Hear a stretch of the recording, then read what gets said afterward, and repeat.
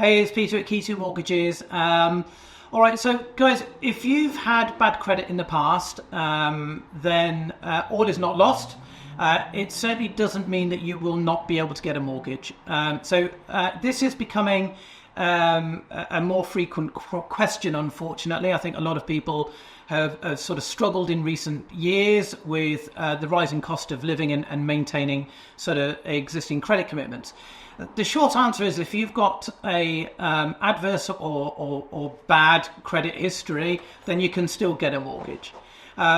Depending on the severity of the adverse credit, adverse credit mortgage can be anything from one missed payment on a credit card to being declared bankrupt. And there's an awful lot in between those two very extreme examples. So depending on the severity, it may mean that you still qualify for a sort of mainstream high street lender mortgage. So nothing too much to worry about. But if it is more than just one missed payment, perhaps it's been multiple missed payments, maybe a default was registered, a county court judgment even, then there are still mortgage options available to you.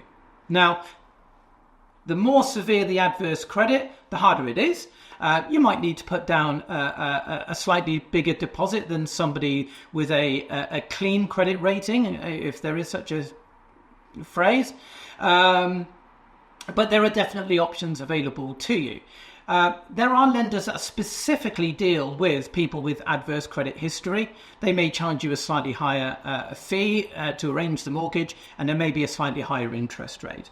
But see it as a short-term fix whilst your credit rating is repaired over a relatively short period of time, after which time, hopefully, you would then qualify for a sort of a prime mortgage from a mainstream lender.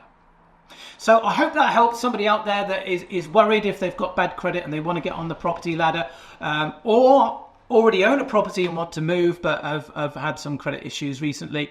There are definitely options for you. So if you'd like to know more about your own personal options, then feel free to get in touch.